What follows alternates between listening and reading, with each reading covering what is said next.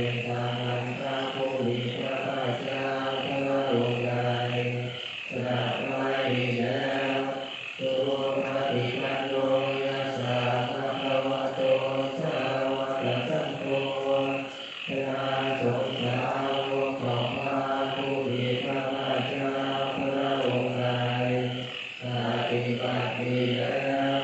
ธัมมังยังภะคะวันตังสัทธัมมังสัจจังธังอิเตหิสักกาเรหิยะคาลังนโรติเตหิอาทิปุเสกาข้าพเจ้าทั้งหลายขอบูชาที่ซึ่งพระผู้มีพระภาคเจ้าพระองค์นั้นขอฟังพระธรรมและพระสงฆ์ด้วยเครื่องสักการะทั้งหลายเหล่านี้การยกขึ้นตามสมควรแล้วอย่างไรสาธุโนภันเตภะคะวะสุติระปะเรมิพุตโตติพระเดชพระองค์ผู้เจริญพระผู้มีพระภาคเจ้าแม้ปรินิพพานนานแล้วทรงสร้างบุญอันสำเร็จประโยชน์ไว้แก่ข้าพเจ้าทั้งหลายตราจิมาแต่ละจานุกรรมสัมมาจาทรงมีพระหฤทัยอนุเคราะห์แก่พวกข้าพเจ้าอันเป็นชนรุ่นหลังอิเมจัตตาเรทุกขสาปันนาตาระภูเตปฏิปันนาตุขอพระผู้มีพระภาคเจ้าทรงรับเครื่องสักการะอันเป็นบรรดาการของปุญญาทั้งหลายเหล่านี้ธัมมังสังคีกรตังอิทายาสุขายาเพื่อประโยชน์และความสุขแก่ข้าพเจ้าทั้งหลาย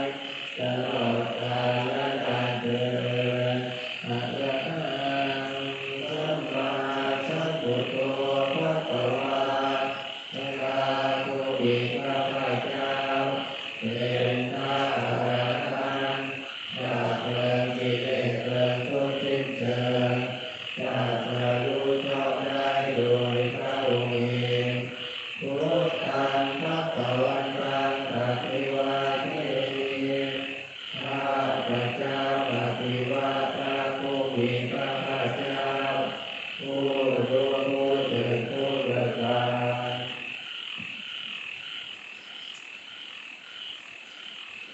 สวากขาโตภะคะวะตาธัมโมพระธรรมเป็นธรรมที่พระผู้มีพระภาคเจ้าตรัสไว้ดีแล้วธัมมังนัมสสามิข้าพเจ้านมัสการพระธรรมสุปฏิปันโนภะคะวะโตสา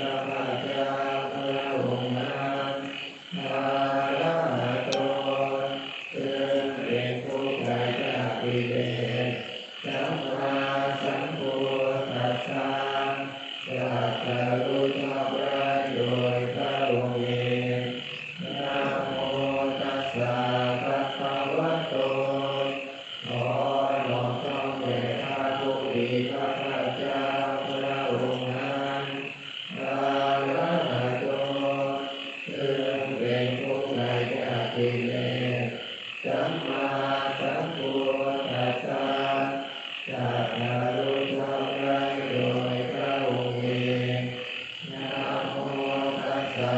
ภะคะวะโตขอนอบน้อมแด่พระผู้มีพระภาคเจ้าพระองค์นั้นอะระหะโตซึ่งเป็นผู้ไกลจากกิเลสสัมมาสัมพุทธัสสะตรัสรู้ชอบได้โดยพระองค์เองนันเตยังพุทธานุสติยังกะโลมัสเตยังโคปานาภะคะวันตังเทวะปัจจายาโนอิติสันโตภะคะวะโตขอปิติสัพพัญญาของพระผู้มีพระภาคเจ้านั้นได้พ้นไปแล้วอย่างนี้ว่าอิติปิโสภะคะวะเพราะเหตุอย่างนี้อย่างนี้พระผู้มีพระภาคเจ้านั้นอรหันต์เป็นผู้ไกลจากกิเลสสัมมาสัมพุทโธเป็นผู้ตรัสรู้ชอบได้โดยพระองค์เองวิชาจารณสัมปันโนเป็นผู้ถึงพร้อมด้วยวิชาและจารณะสุภโตเป็นผู้ไปแล้วด้วยดีโลกาวิทูเป็นผู้รู้โลกอย่างแจ่มแจ้งอานุตตโรปุริสธัมมัสสารติเป็นผู้สามารถฝึกบุรุษที่สมควรฝึกได้อย่างไม่มีใครยิ่งกว่าสัทธะเทวมนุสสานังเป็นผู้สอนของเทวดาและมนุษย์ทั้งหลายพุทโธเป็นผู้รู้ผู้ตื่นผู้เบิกบานด้วยธรรมภคะวาทีเป็นผู้มีความจำเริญจำแนกคำสั่งสอนสัตว์อย่างนี้ท่านยังพุทธาทิฏฐิเตกะโลมัสเสพุทธวาหันจาวรตาทิปุนาทิโยโตพระพุทธเจ้าประกอบด้วยคุณมีความประเสริฐในพระหัตถคุณเป็นต้นสุขาภิญาและกรุณาอิสมาภะโตมีพระองค์นั้นประกอบด้วยพระญาณและพระกรุณาบริสุทธิ์โอเอหิโยสุตตะตังอวรังวัตถุโลพระองค์ใดทรงกระทำตนที่ดีให้เบิกบานดุจอาทิตย์กำบัวให้บานปัญญามหันตมะระรังศิรสาสิเมธังข้าพระเจ้าไหว้พระสิงห์สีผู้ไม่มีกิเลสพระองค์นั้นด้วยเสียงกล้าวพุทโธโยสัพพปาริยังสรณังเท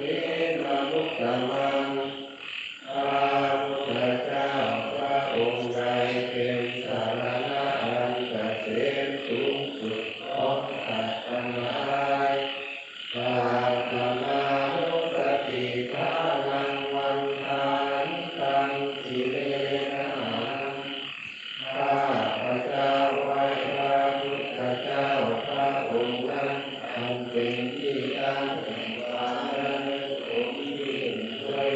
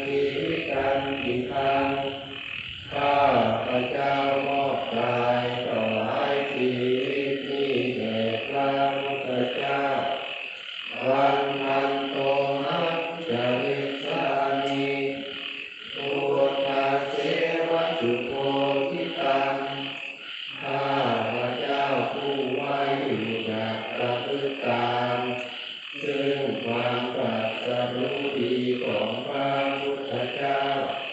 นาทิเมสรณังอัญญังพุทโธเมสรณังวรังสารณะอื่นของข้าพระเจ้าไม่มี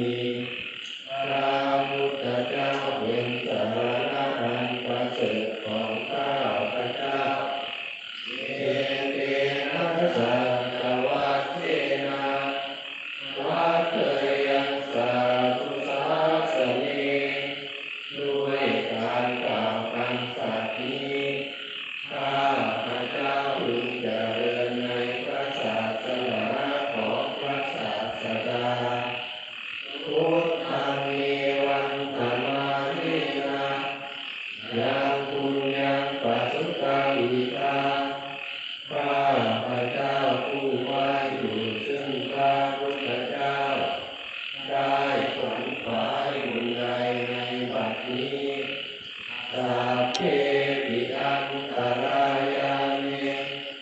มาเนสุตัสสะเตชะสาอันตรายทั้งปวงอย่าได้มีแก่ข้าพระเจ้าด้วยเดชแห่งบุญนั้นปานิวัจนะติกัสสวะด้วยกายก็ดีด้วยวาจาก็ดีด้วยใจก็ดีอุเทกุกมังปะตังเมยังยังทำหน้าที่เพียรอันใดที่ข้าพระเจ้ากระทำแล้วในพระพุทธเจ้าพุทโธปฏิคันหาสุรเตตังขอพระพุทธเจ้าจงงดซึ่งโทษล่วงเกินนั้นพระสะเดสังวันตุวะพุทเทเพื่อการสำรวมระวังในพระพุทธเจ้าในการต่อไปท่านสมัยยังท่านสมัยยังธรรมานุสติให้ยังกโรมัสสิภะคะวะตาธัมโมพระธรรมเป็นสิ่งที่พระผู้มีพระภาคเจ้าได้ตรัสไว้ดีแล้วพระทิฏฐิโกเป็นสิ่งที่ผู้ศึกษาและปฏิบัติพึงเห็นได้ด้วยตนเองอาการิโกเป็นสิ่งที่ปฏิบัติได้แค่ไม่ปรุงได้ไม่จำกัดการเอหิปัสสิโกเป็นสิ่งที่ควรกล่าวกับผู้อื่นว่าท่านจงมาดูเถิดโอปัญญิโกเป็นสิ่งที่ควรน้อมเข้ามา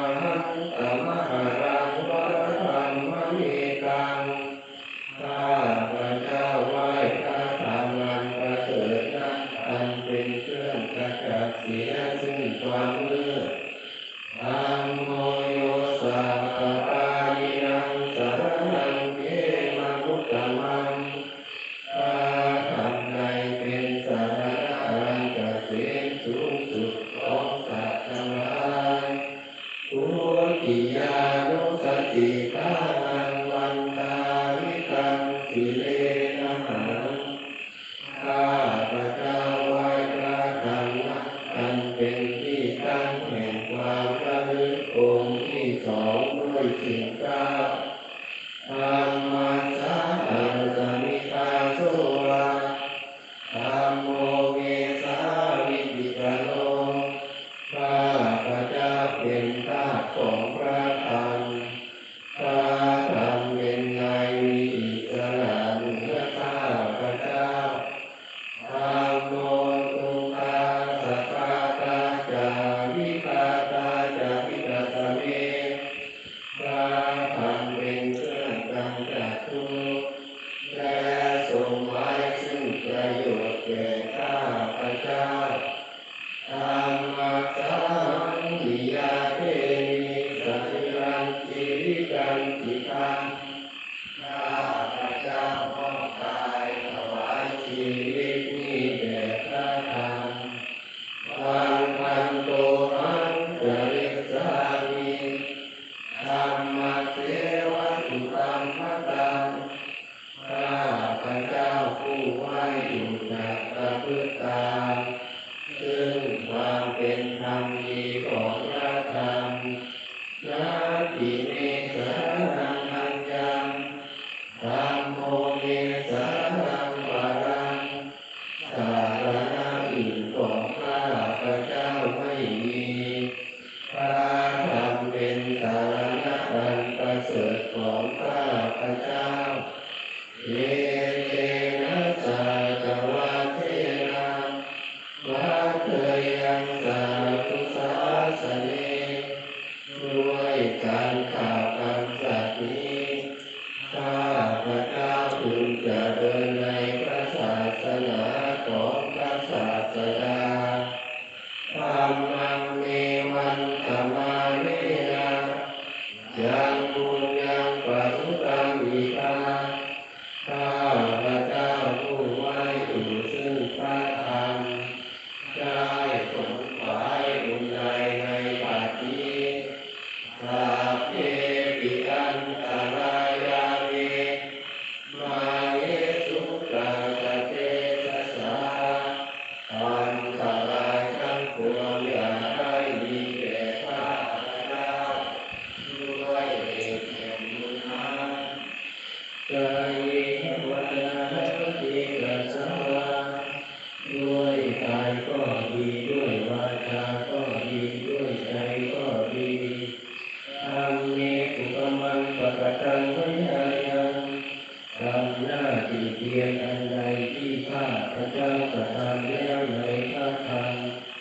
ธัมโมปริภานะตุอัจฉยันตังขอพระธรรมจงงดคือตัวล่วงเกินอันนั้นทารังกะเลขังไหวอุปวะธรรมเมเพื่อการสำรวมระวังในพระธรรมในการต่อไปทั้งขณะยังสัมภารุปฏิหยังกะโลมะเสโอปาติปันโนภะคะวะโตสาวกสังโฆสงฆ์สาวกของพระผู้มีพระภาคเจ้าผู้ใดปฏิบัติดีแล้วปุถุปฏิปันโนภะคะวะโตสาวกสังโฆสงฆ์สาวกของพระผู้มีพระภาคเจ้าผู้ใดปฏิบัติตรงแล้วญาญาปฏิปันโนภะคะวะโตสาวกสังโฆสงฆ์สาวกของพระผู้มีพระภาคเจ้าผู้ใดป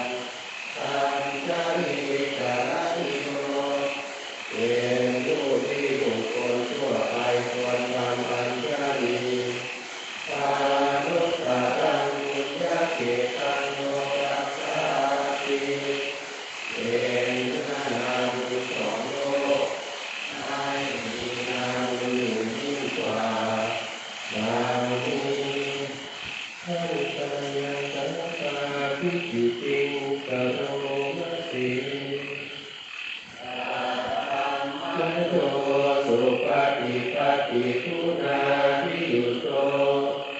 พระสงฆ์ที่เจริญพระสัทธรรมประกอบด้วยบุญมีความปฏิบัติดีเป็นต้นโยนะภิโต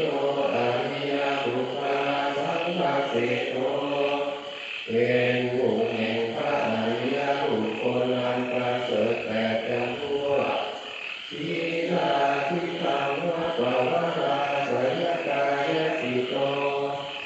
มีกายและจิตอันอาศัยธรรมมีศีลเป็นต้นอันรองตัมมะมังสัมมานิยานัตตังสุสุตังข้าพระเจ้าไว้ผู้แห่งพระอริยเจ้าเหล่านั้นอันบริสุทธิ์ด้วยดีสังโฆโยสัพพานินังสรณังเขมามุตตมังพระสงฆ์ผู้ใดเป็นสรณะอันเกษมสูงสุดของสัตว์ทั้งหลาย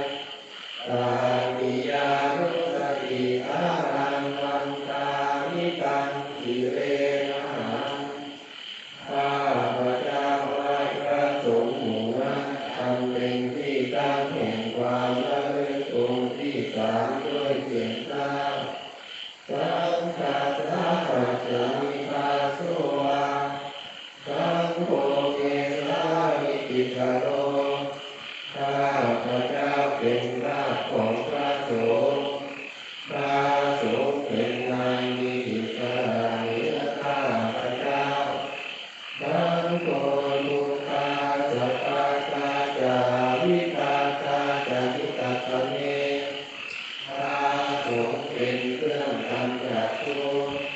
และทรงไว้ซึ่งประโยชน์แก่ข้าพระเจ้า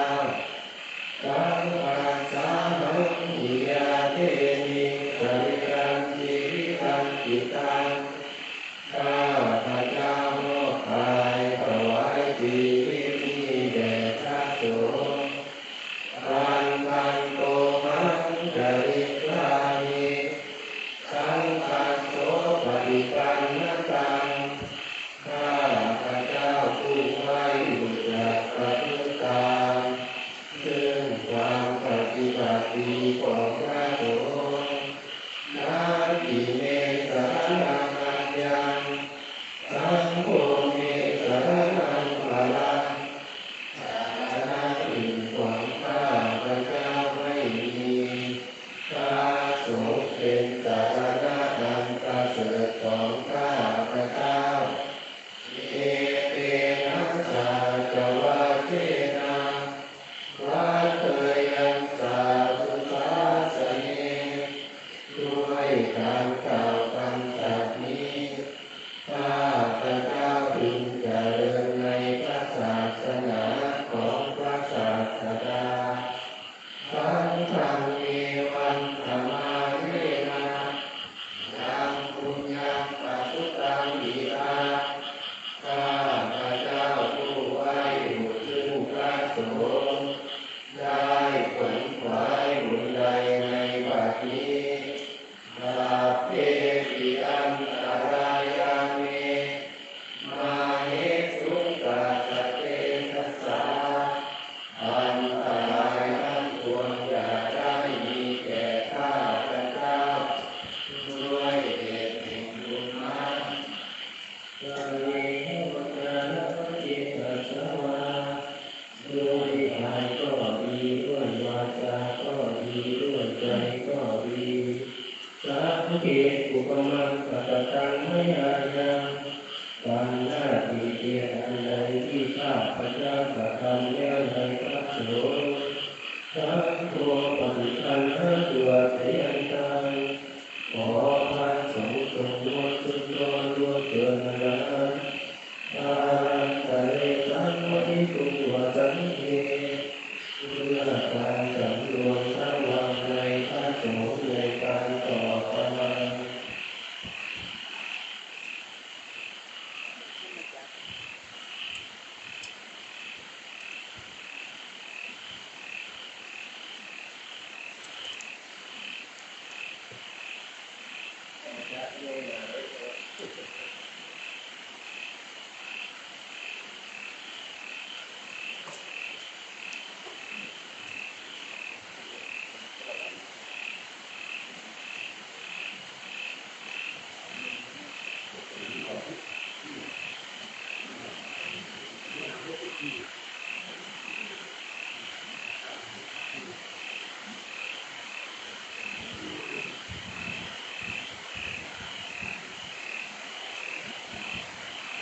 ขันธมยังธรรมจักรปวัตนสูตร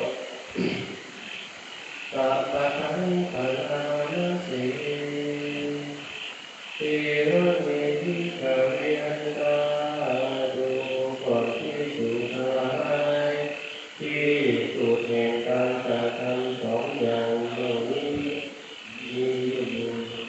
ปาทานิเตนะเตวิตตาเป็นสิ่งที่บรรพชิตไม่ควรท่องแน่เลยโยจายาจามิสุขามสุขามิกานุโยโตนี่คือการประกอบตัวความอยู่ด้วยความไม่ในกรรมทั้งหลายนิโร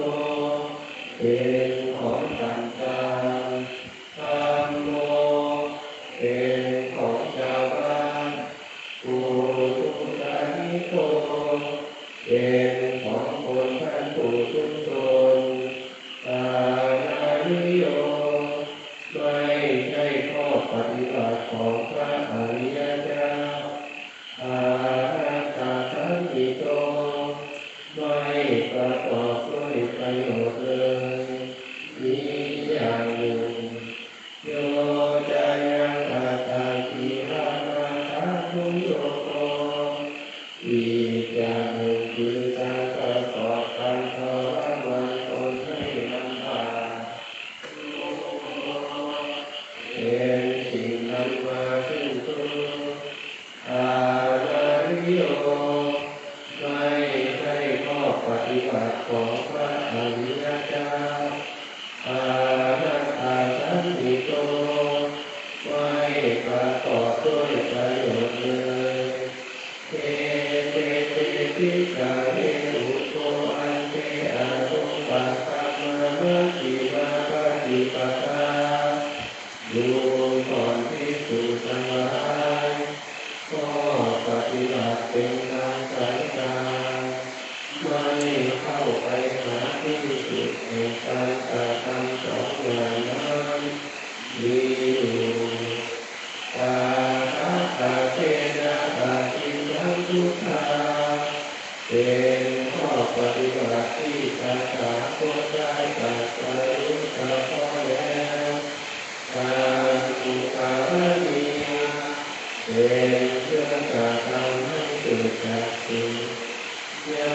ณการณีเป็นเครื่องกระทำให้เกิดญาณอุปัฏฐมายาเป็นเครื่องอภิญญาญาเพื่อความรู้ยิ่งสัมโพธายาเพื่อความรู้พร้อมนิพพานายาวัตติเป็นไปเพื่อนิพพานปารามาจัสสะทิฏฐาเวมัชฌิมาปฏิปทาดูก่อนภิกษุทั้งหลายข้อปฏิบัติเป็นทางสายกลางนั้นเป็นอย่างไรเล่าอายัมมิวะอภิโยอัตถังคิโกมะโคข้อปฏิบัติเป็นทางสายกลางนั้นคือข้อปฏิบัติเป็นหนทางอันประเสริฐประกอบด้วยองค์แปดประการนี้เองเจริญญาติธรรมได้แก่สิ่งเหล่านี้คือสัมมาทิฏฐิ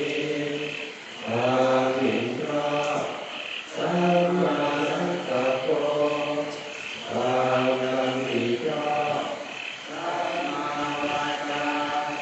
การพูดจาชอบสัมมากัมมันโตการทำการงานชอบสัมมาอาชีโวการเลี้ยงชีวิตชอบสัมมาวายาโมความภาคเพียรชอบสัมมาสติความระลึกชอบสัมมาสมาธิความตั้งใจมั่นชอบอายังโกสาธิกาเวมัชฌ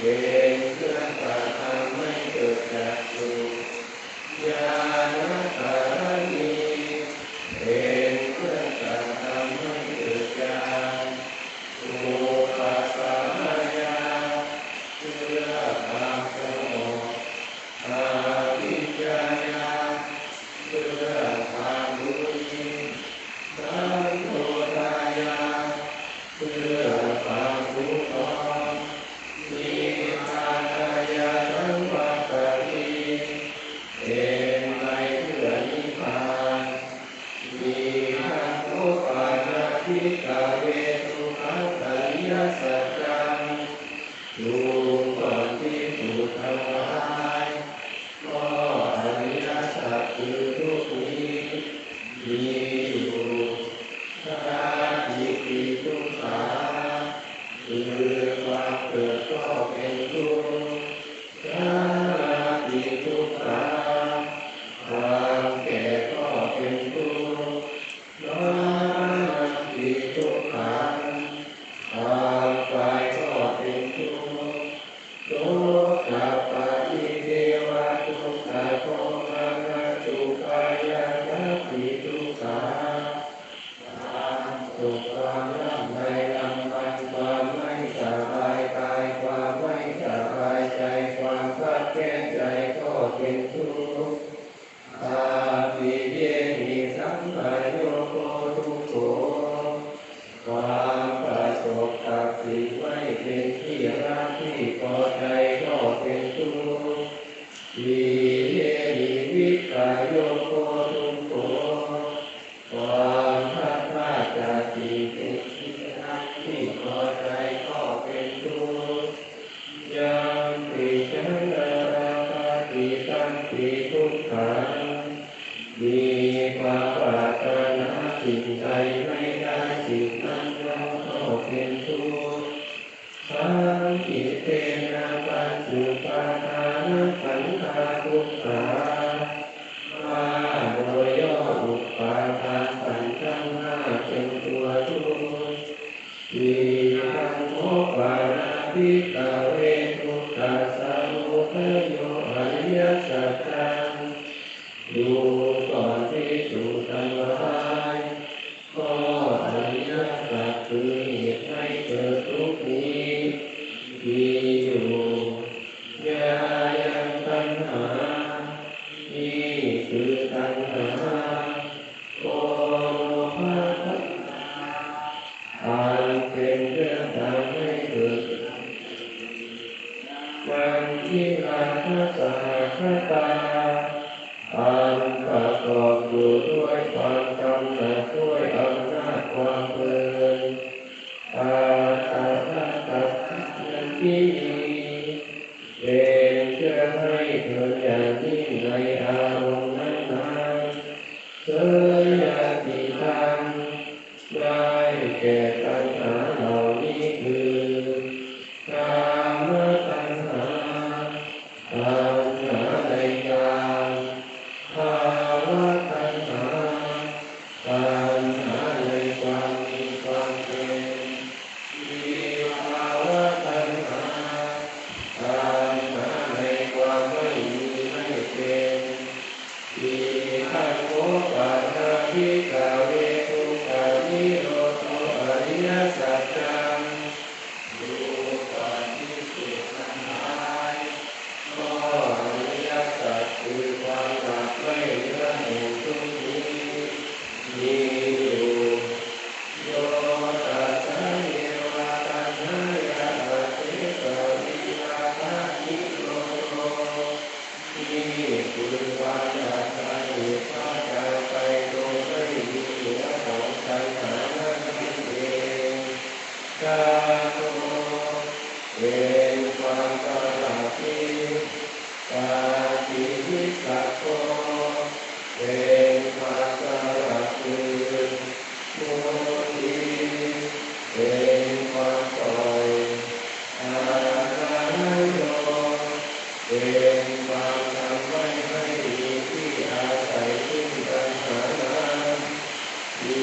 ขันโทปานาภิกขเวทุกขานิโรธคานิมีปฏิปัฏฐาอริยสัจจังดูก่อนที่สุดทั้งหลายก็อริยสัจคือข้อปฏิบัติที่ทำจักให้รู้ถึงความดับไม่เหลือแห่งทุกข์นี้มีอยู่อายะเมวะอาภิโยอาคันติโตมะโกนี่คือข้อปฏิบัติเป็นถึงทางอันประเสริฐต่อด้วยองค์แห่งศรัทธาได้แก่สิ่งเหล่านี้คือสัมมาทิฏฐิ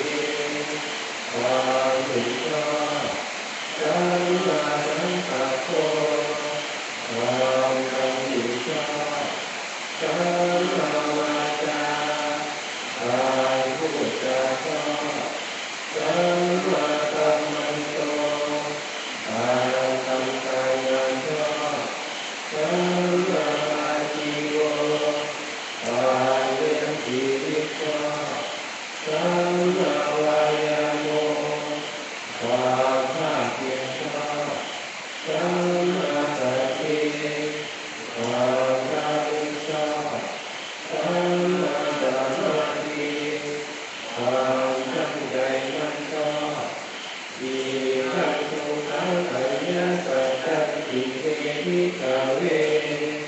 บุเพอานังสุเตสุธัมเมสุตาภูอุทธัปปาติญาณังอุทธัปปาติปัญญาอุทธัปปาติวิชชาอุทธัปปาติอาโลโกอุทธัปปาติดูก่อนภิกษุทั้งหลายจากสุเกิดขึ้นแล้วแก่เราญาณเกิดขึ้นแล้วแก่เราปัญญาเกิดขึ้นแล้วแก่เราวิชาเกิดขึ้นแล้วแก่เราแสงสว่างเกิดขึ้นแล้วแก่เราในคำที่เราไม่เคยฟังมาแต่ก่อนว่าอริยสัจคือทุกข์เป็นอย่างนี้อย่างนี้ดังนี้การโอปาทิอังทุกขังอริยสัจจังปริยันติว่าก็อริยสัจคือทุกข์นั่นแหละเป็นสิ่งที่ควรกำหนดรู้ดังนี้การโอปาทิอังทุกขังอริยสัจจังปริยันติว่าก็อริยสัจคือทุกข์นั่นแหละเรากำหนดรู้ได้แล้วดังนี้อิ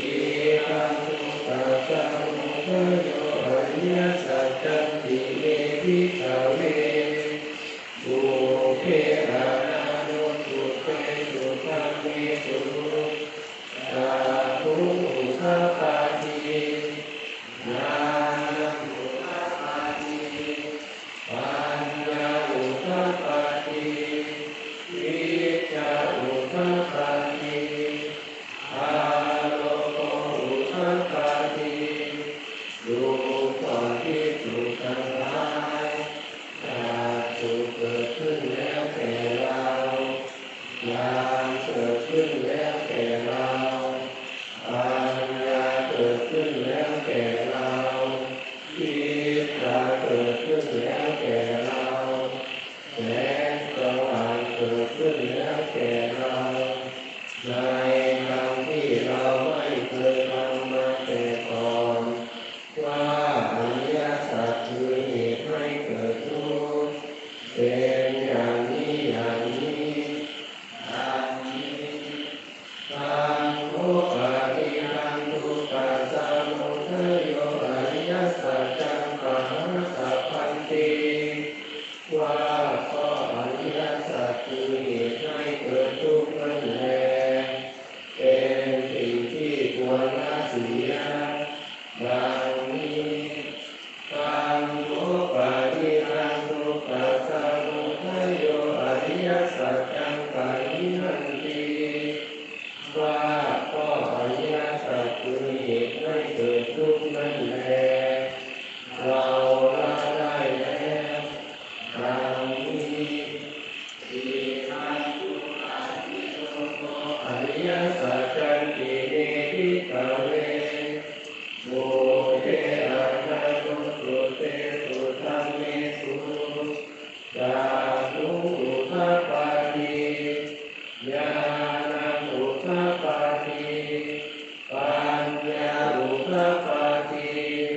วิชชาอุทธัปปาติอาโลโกอุทธัปปาติดูก่อนภิกษุทั้งหลายจากสุเกิดขึ้นแล้วแก่เราญาณเกิดขึ้นแล้วแก่เราปัญญาเกิดขึ้นแล้วแก่เราวิชาเกิดขึ้นแล้วแก่เราแสงสว่างเกิดขึ้นแล้วแก่เราในทางที่เราไม่เคยฟังมาแต่ก่อนว่าอริยสัจคือความดับไม่เหลือแห่งทุกข์เป็นอย่างนี้อย่างนี้ดังนี้ตังโอปาทิตังทุกขังนิโรโธอริยสัจจังสัจจิกังปะหันติว่าก็อ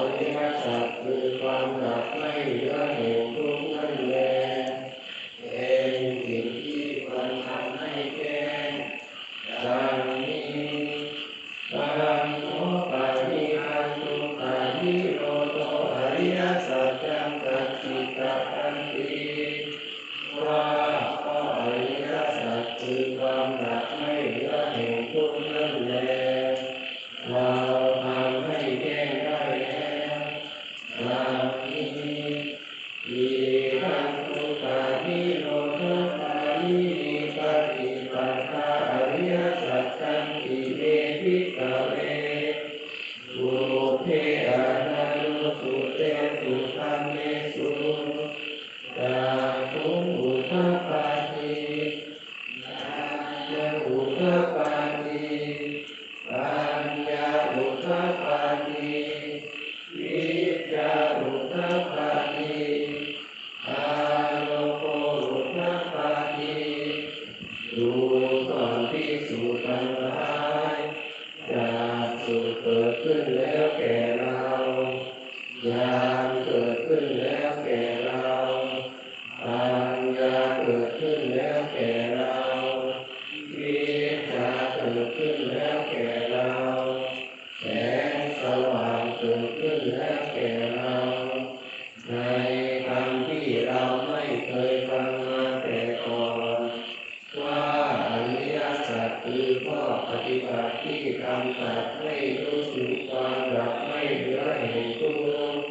เป็นอย่างนี้อย่างนี้ดังนี้ปังโมปานิทังทุปานิโรธปานิอิปฏิปทาอริยสัจจะภาวะตัมมังคีอริยสัจคือข้อปฏิบัติที่กำจัดให้รู้ถึงความดับไม่เหลือแห่งทุกข์นั่นแล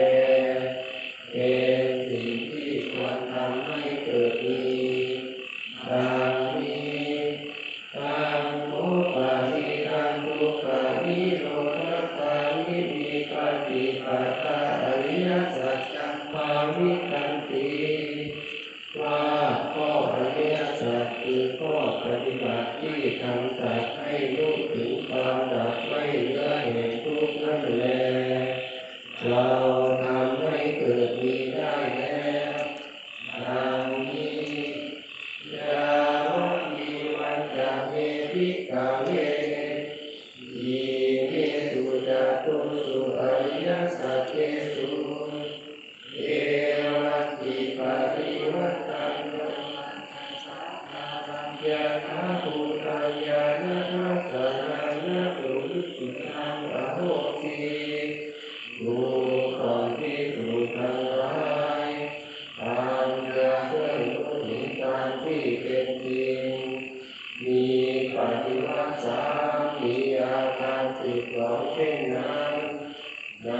อริยสัจทั้งสี่เหล่านี้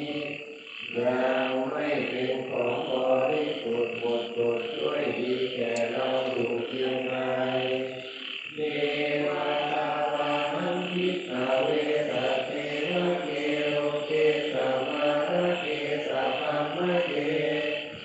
สัสสะมาระธรรมนิยามปัจจายะเอวะมนุสายะ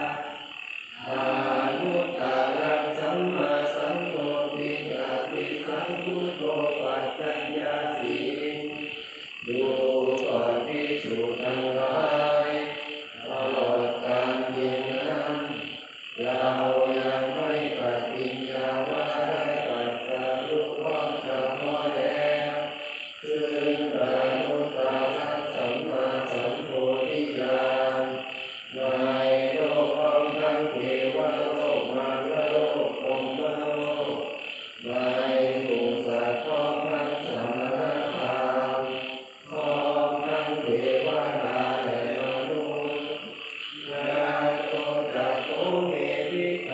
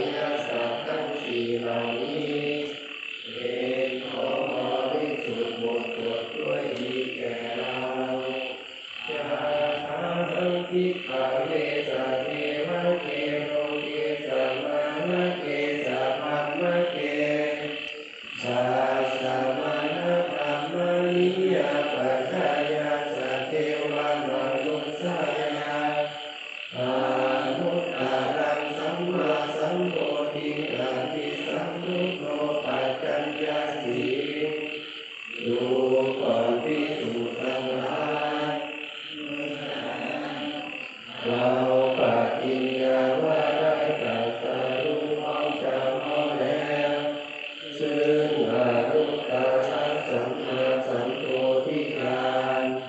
ในโลกพร้อมทั้งเทวโลกมารโลกพรหมโลกในหมู่สัตว์พร้อมทั้งสัตว์พรามพร้อมทั้งเทวดาและมนุษย์ญาณัญจปานังนิพิทาเวทัสสะนังอุคัฏฐาทิดูก่อนภิกษุทั้งหลายก็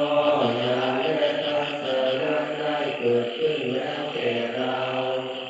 ภาภูคาเมวิมุตติ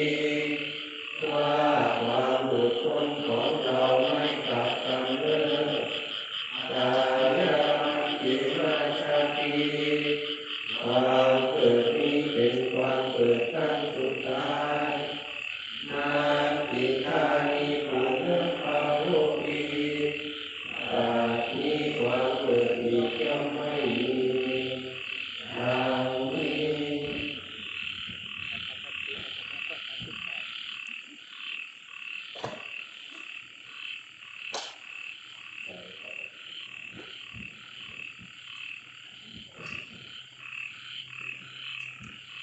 ตั้งธรรมยังสัพพปฏิปทานะ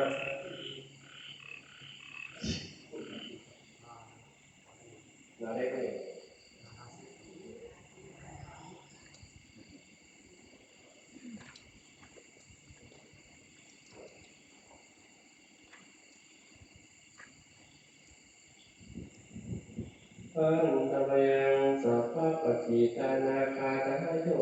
ปนามเสบุญญาสิหานิกาตัสสะญาณัญญานิกาตานิเมเอสัญจปาทิโนตุสัทธานันตาปมาณกา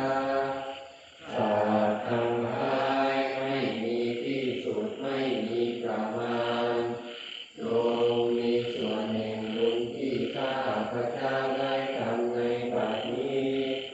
และแห่งบุญอื่นที่ได้ทำไว้ก่อนแล้วเยติยังทวันตาจะไม่หังมาตาปิตาทะโยวิทานิกาตายาติตาวารังเยมัจจตาวิริโนคือจะเป็นสัตว์เหล่าใดซึ่งเป็นที่รักใคร่และมีบุญคุณเช่นมารดาบิดาของข้าพเจ้าเป็นต้นก็ดีที่ข้าพเจ้าเห็นแล้วหรือไม่ได้เห็นก็ดีสัตว์เหล่าอื่นที่เป็นกลางหรือเป็นคู่เวรกันก็ดีสัพพะทิทันติโลกัสสมิงเตภูมาจตุโยนิกา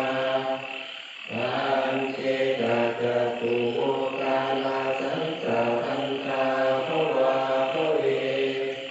สัตว์ทั้งหลายตั้งอยู่ในโลกอยู่ในภูมิทั้งสามอยู่ในกำเนิดทั้งสี่มีขันธ์ห้าขันธ์มีขันธ์เดียวมีขันธ์สี่ขันธ์กำลังท่องเที่ยวอยู่ในภพน้อยภพใหญ่ก็ดียาทังเยปฏิทานังเมอนุโมทันตุเตสยันเยติมังนัสสะทานังติเทวาเตสังนิเวทโยสัตว์เหล่าใดรู้ส่วนบุญที่ข้าพเจ้าแผ่ให้แล้วสัตว์เหล่านั้นจงอนุโมทนาเองเถิดส่วนสัตว์เหล่าใดยังไม่รู้ส่วนบุญนี้ขอเทวดาทั้งหลายจงบอกสัตว์เหล่านั้นไม่รู้วายาปินานาปุญญาณังอนุโมทนาเหตุนาสาเพสัตตาสัตตาโหตุเวลาสุขติวิโนเอนัสสะทันจะปะโกตุเตสะสะสิกตังสุภาขอพ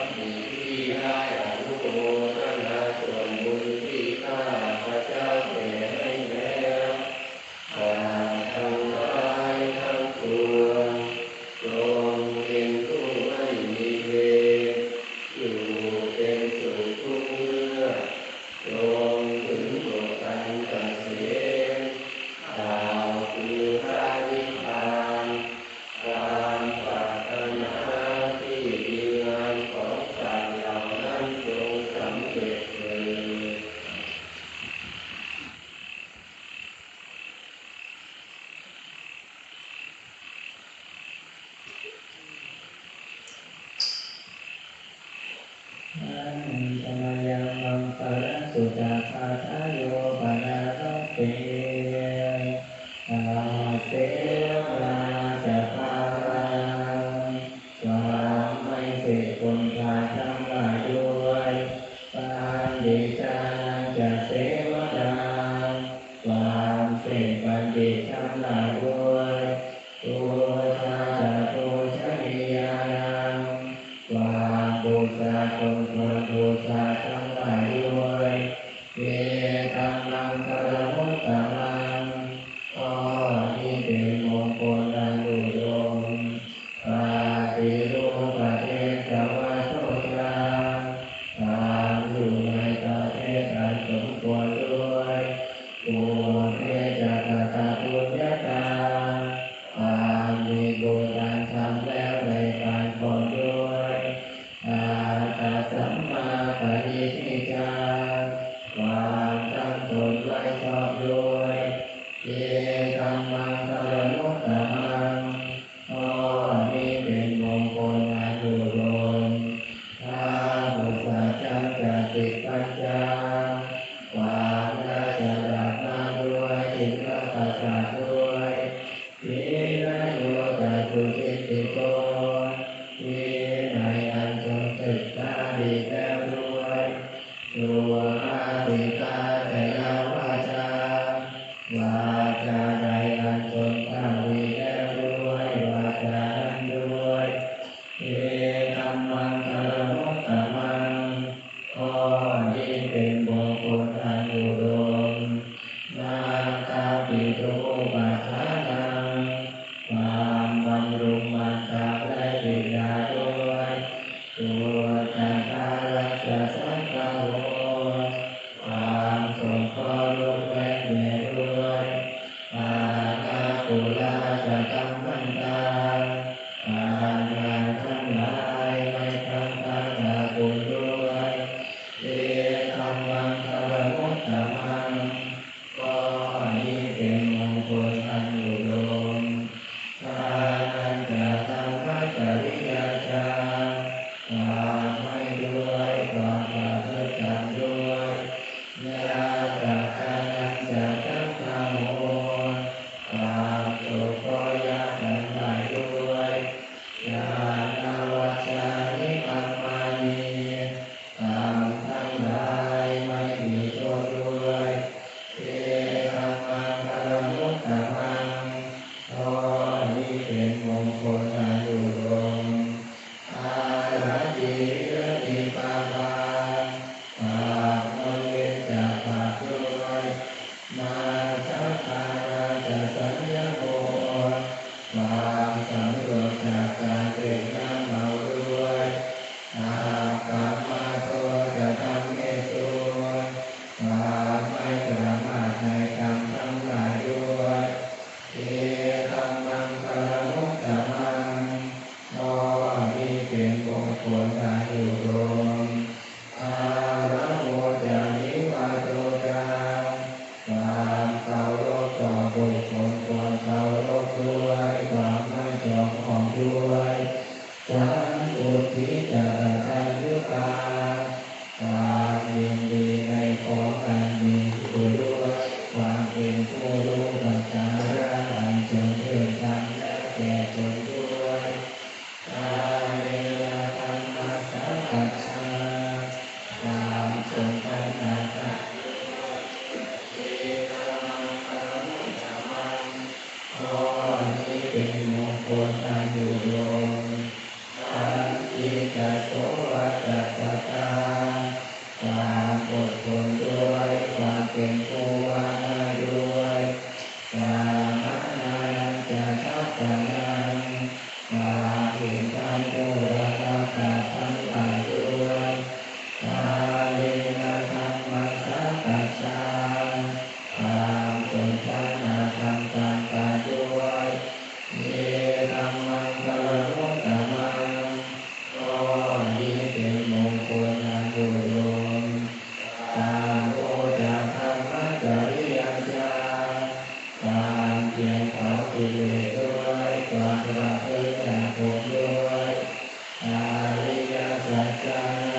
สนาความเพียรอริยสัจทั้งหลายด้วยนิพพานังสัจจิกิริยาจาความจำไม่แจ้งเป็นกายเป็นฌานด้วยเอกังมังกะโลมุตตะมังก็ที่เป็นมงคลทางอุดมโลทัสสะโลกัสสะเมหิจิตตัญญาจานะตัมปะติจิตของผู้ใดอาโลกะธรรมทั้งหลายถูกต้องแล้วย่อมไม่หวั่นไหวอาโศกังเวทังเขมังไม่มีความเศร้าโศกมีผู้อื่นใดปราศจากเป็นจิตเกษมเอกัมมังคารมุตตะมังก็นี้เป็นมงคลอันอุดมเอกานิสานิปัสสาวาเทวดาและมนุษย์ทั้งหลายจัดทำมงคลทั้งหลายถึงป่านนี้แล้วตราภากามาปยาธิกาเป็นผู้ไม่ตายแท้ในที่ทั้งปวงตราภาคาตัวทิ้งกันทั้งทียอมถึงความสวัสดีในที่ทั้งปวงการเทสังฆังคารมุตตะมันทีข้อนี้เป็นมงคลอันอุดมของเทวดาและมนุษย์ทั้งหลายเหล่านั้น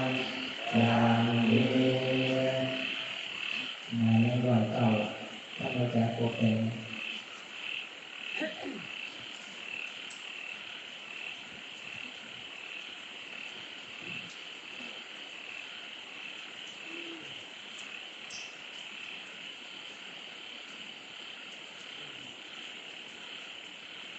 เอวเมตุตังเอกังสัมมายังภะคะวาปานาติยังวิหารติอิติปัตตะเนมิกัจฉายจักขังโมภะคะวาปัญจวัคคีย์ภิกขุอามันเตติทเวเนภิกขเวอันตาปาปะจิเตเสวิตาภาโยจายะตาเวตุกามาสุขังนิกาลุโยโกนิโยปัมโมโกตุจานิโกอานาริโยอานาตตาติโยโยจายะอาตติลามัฏฐานุโยโกทุโกอานาริโยอานาตตาติโยเตเตเตวิกาเวอุโกอันเตอโลกตังมัชฌิมาปฏิปทาตถาคตเตนะอภิสัมโพธาจาตุกะระเนียะกะระเนียอุปัสสมายะอภิญญายะสัมโพธายะนิพพานายะสังวาตติภะคะมาสัจจาภิกขเวมัชฌิมาปฏิปทาตถาคตเตนะอภิสัมโพธาจาตุกะระเนียะกะระเนียอุปัสสมายะอภิญญายะสัมโพธายะนิพพานายะสังวาตติอายังเมวะอริโยอะทังคิโกมะโกเสยติทังสัมมาทิฏฐิสัมมาสังกัปโปสัมมา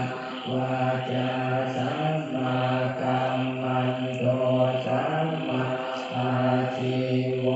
สัมมาวายาโมสัมมาสติสัมมาสมาธิอายังโกสัตติกาเวมัชฌิมาปฏิปทาตถาคตเตนะอภิสัมโพธาจาตุกะระเนียะกะระเนียอุปัสสมายะอภิญญายะสัมโพธายะนิพพานายะสังวาตติจังโพปะทะเวกะเว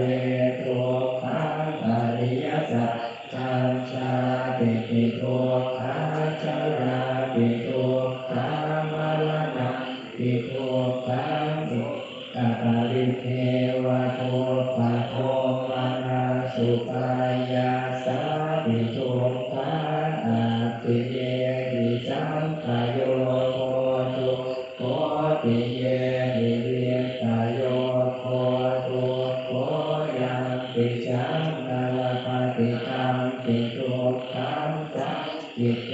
นะปันตุปาทานขันธาทุกขาอิทังโกปัจเจกเวโก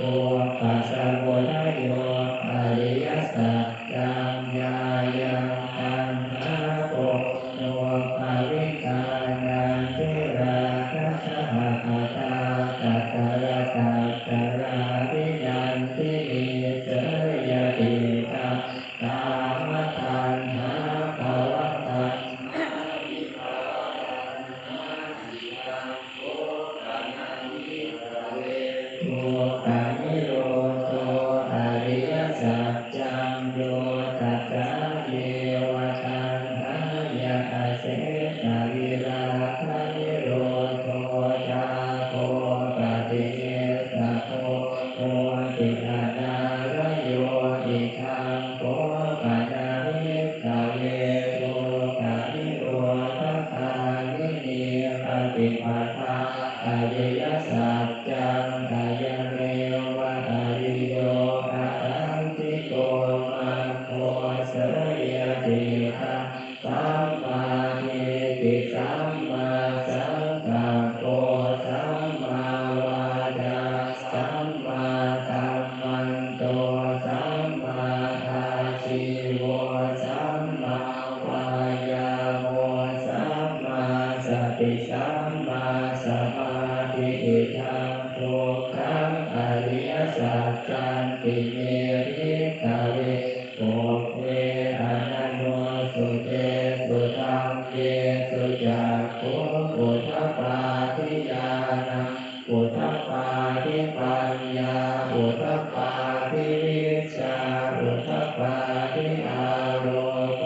ปุถะปาทิกังโกปนิคังทุกขังอริยสัจจังปริญญายันติเม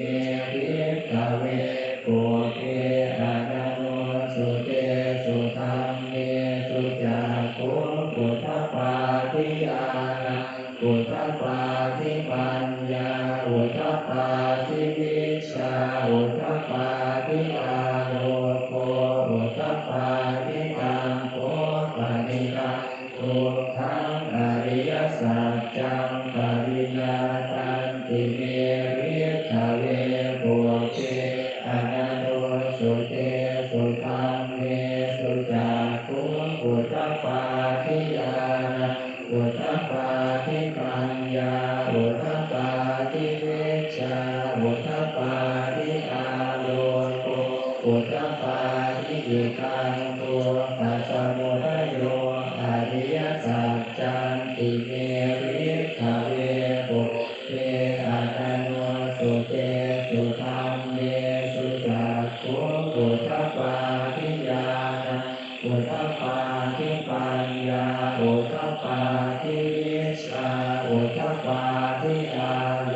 โกปุถะปาทิตังโสปนิคังโก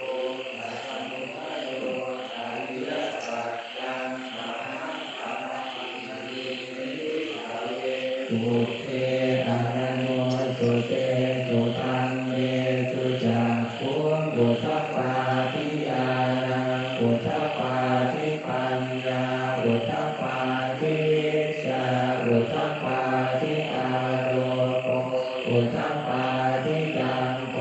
ปนิคังโกปัสสะโมทโยอริยสัจจังปริมังติเมริกาเวโกเวอานันโนสุเตสุธัมเมสุจักขุปุถะปาทิญาณังปุถะปาทิปัญญาปุถะปาทิวิชชาปุถะปาทิอาโลโกปุถะปาทิอิทังตุกานิโรธอริยสัจจันติเมริกาเว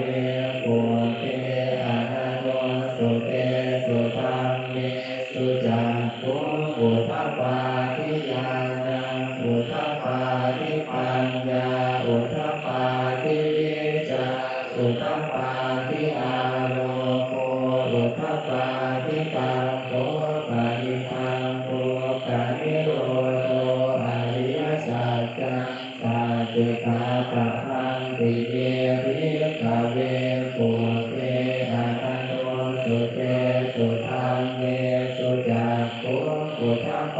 ทิญาณอุทธัพพาทิปัญญาอุทธัพพาทิวิชชาอุทธัพพาทิอาโลโกอุทธัพพาทิกังโกปะริตาทุกขานิโรโธอริยสัจจังสัจจิกตังติเมภิกขเวปุถเทอะนันโนสุเตสุธังเวสุจักขุอุทธัพพาทิญาณอุทธัพพาทิปัญญาอุทธัพพาทิวิชชาอุทธัพพาทิอาโลโกอุทธัพพาทิอิทันตุปะนิโรธคานิปฏิปทาอริยสัจจังติเมภิกขเวปุถเทอะนันโนสุเตสุธัมเมสุจักขุอุทธัพพาทิญาณอุทธัพพาทิปัญญาอุทธัพพาทิวิชชาอุทธัพพาทิอาโลโกอุทธัพพาทิกังโกปะริคันตุปะนิโรธคานิติปฏิปทาอริยสัจจังภาเวตพันติเตภิกขเวปุถเทอะนันโนสุเตสุธัมเมสุจักขุอุทธัพพาทิญาณอุทธัพพาทิปัญญาอุทธัพพาทิวิชชาอุทธัพพาทิอาโลโกอุทธัพพาทิกังโกปะริตาทุกขานิโรธคามินีปฏิปทาอริยสัจจังภาวิตันติเมภิกขเวปุถเทอะนันโนสุเตสุธัมเม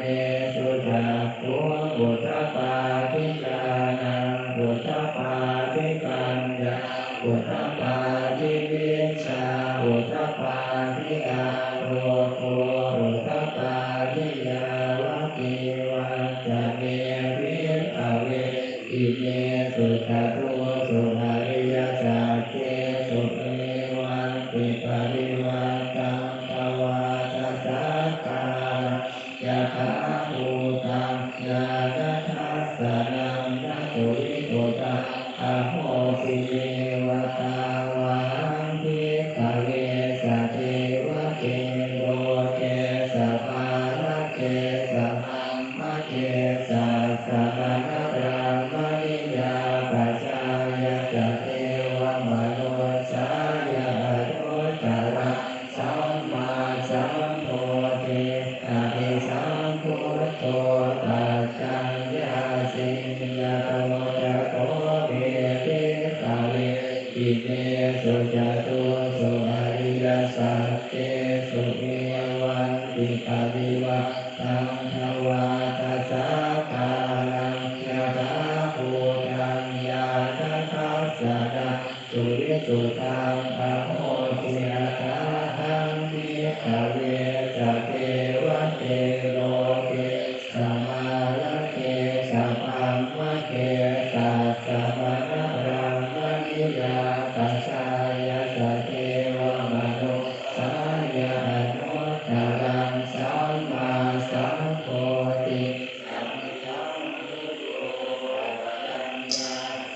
ญาณังจะปะนะเย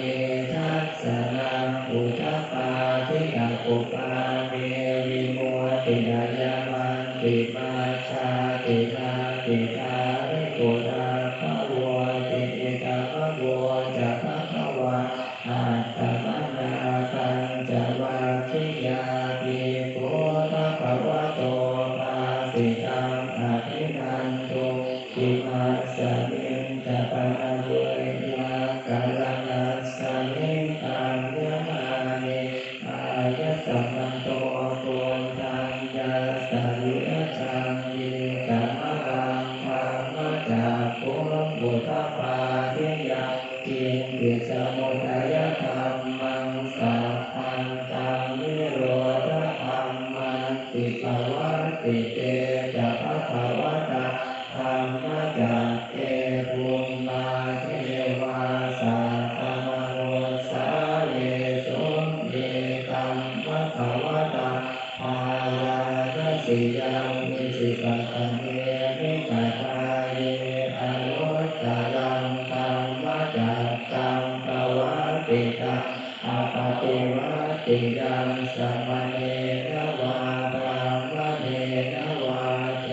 วะวะมาเรนวาพรหมุนาวาเจนะติวาโลกัสสมิงติตุมานังเทวานังสัพพัญสุตวาจาตุมมหาราธิกาเทวาสัตตมโนสาเวสุจาตุมมหาราธิกานังเทวานังสัพพัญสุตวาทาวติจาเทวาสัตตมโนสาเวสุทาวติจานังเทวานังสัพพัญสุตวายามาเทวาสัตตมโนสาเวสุยามานังเทวานังสัพพัญสุตวาตุสิตาเทวาสัตตมโนสาเวสุตุสิตานังเทวานังสัพพัญสุตวานิมมานรติเทวาสัตตมโนสาเวสุนิมมานรตินังเทวานังสัพพัญสุตวาปาริสัตตมโนสาเวสุปารณิมิตวาสวัสดีนังเทวานังสัตตังสุตวาธรรมปาริจัจจาเทวาสัตตมโนสาเวสุพรหมปาริจัจจานังเทวานังสัตตังสุตวาพระมปโรมิตาเทวาสัตตมโนสาเวสุพระมปโรมิตานังเทวานังสัตตังสุตวามหาพรหมเทวาสัตตมโนสาเวสุมหาพรหมานังเทวานังสัพพัญสุตวาปาริตาภาเทวาสัตตมโนสาเวสุปาริตาภานังเทวานังสัพพัญสุตวาอัปปมานาภาเทวาสัตตมโนสาเวสุอัปปมานาภานังเทวานังสัพพัญสุตวาอาทัสสราเทวาสัตตมโนสาเวสุอาทัสสรานังเทวานังสัพพัญสุตวาปาริตาสุภาเทวาสัตตมโนสาเวสุปาริตาสุภานังเท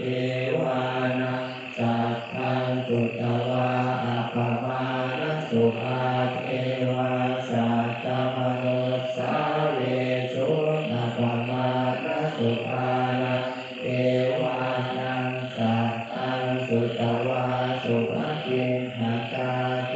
วาสัตตมโนสาเวสุสุภกินหกานังเทวานังสัพพัญสุตวาอาสาติสัตตาเทวาสัตตมโนสาเวสุอาสาติสัตตานังเทวานังสัพพัญสุตวาเยหะปะลาเทวาสัตตมโนสาเวสุเยหะปะลานังเทวานังสัพพัญสุตวาอวิหาเทวาสัตตมโนสาเวสุอวิหานังเทวานังสัพพัญสุตวาอัตตปาเทวาสัตตมโนสาเวสุ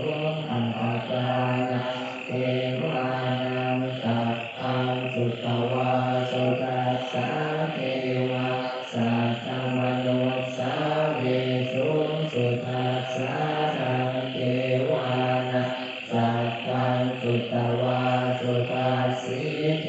วาสัตตมนุสสาเวสุสุภาสีนันเทวานังสัพพังสุตวาอาคานิปตาเทวาสัตตมนุสสาเวสุเอตัมภะคะวะตาภารานัสยาอิสิปัตเนมิกตาเยอนุตตรังธรรมจักขังภวัตติตาอปฏิวัติยังสมณเณรวะพรามเณรวะเทเรนวะมาเรนวะพรามณาวะเยนะจิวะโลกัสสมิงติอิติขัตเตนะทะเนนะเตนะโมโหเตนะยาวะปัมมะโลกาสัตโตอะโภคาติอายันจะทัสสะอัสสิโลกธาตุสัพกังปิสัมปะกังปิสัมปะเวทิอัปปะมาโนจะโอภาโลโอภาโสโตเกปาตุลาโภสิยติกังเมวะเทวานังเทวานุภาวังภะคะโตภะคะวะอุทานังอุทาเนสิอัญญาสิวัตโพโพตัญโยอัญญาสิวัตโพโพตัญโยติอิติปิทังภาริตปันโตโพธัญญาสะอัญญาโพธัญโยเตวนาอาโหสิติ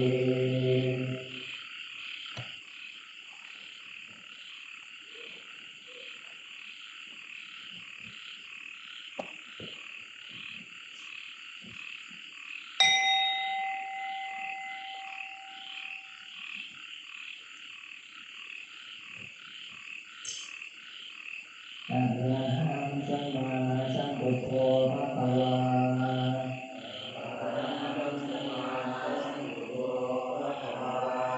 พุทธังภะคะวันตังอะภิวาเทมิพุทธังภะคะวันตังอะภิวาเทมิสวากขาโตภะคะวะตาธัมโมสวากขาโตภะคะวะตาธัมโมธัมมังนัมมัสสามิธัมมังนัมมัสสามิ